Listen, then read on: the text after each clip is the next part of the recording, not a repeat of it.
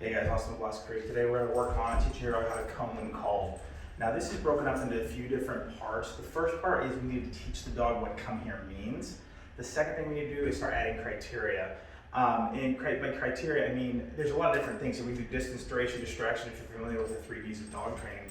But the idea of criteria in my mind is that I'm going to make sure that he understands what I want before I start adding any sort of criteria. So it's separated into 2 modes of teaching and then criteria. When we add a new environment, we have to go back to teaching mode, even though it is a form of criteria, it is criteria. But we have to teach them in a new environment, reteach them. As humans, we hate to redo things that we already mastered, but dogs do not generalize well, so we have to do that over and over until the dog goes, wow, I get this, all right? So the first thing I want to do is show him what come here means. I'm going to give him a treat and lure him and say, come. This is Toby, by the way, good job.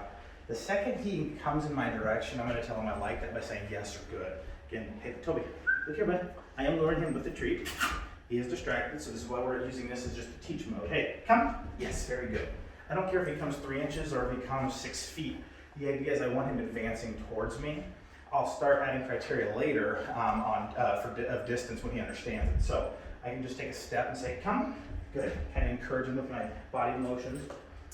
Now, the way we want to get him off treats, just kind of a side note here, what I can do is I'm going to pretend like I grab a treat. I didn't actually grab one. I'm going to do that and do the same thing. He's going to go, hey, where's my treat? And I go, well, hold your horses, you'll still get it. And you teach him, hey, you don't have to be baited for the treat. If you come to me and you don't see the treat, you can still have it. So I'm going to do that now by saying, hey, come. Show him I don't have it. Good boy, very good job. He goes, wait a sec. I still get the treat even if I don't see it. Now you got your dog coming to you when you're not holding a giant piece of meat in your hand or a treat. He'll come expecting the reward, which is a step better than you holding the reward and baiting him. Again, I'll show that again. Faking, grabbing a treat, come. Yes, good boy, good job. Here's a treat.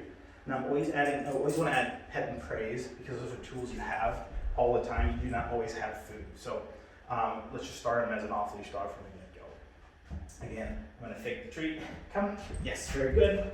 Do a few reps of that. We did 3 there. Now we're at a point where we're going to test, does he understand this? Will he come without the treat, for instance? I'm going to very blatantly show him I don't have the treat, ask him to come and see what happens there, okay? Come? Yes, very good. So he did come, and that tells me he knows exactly what I want from him. I want him to advance towards me. At this point, I can start adding a bit of criteria now, since he understands what come here means, like maybe letting him off leash. Dogs understand when they're tethered.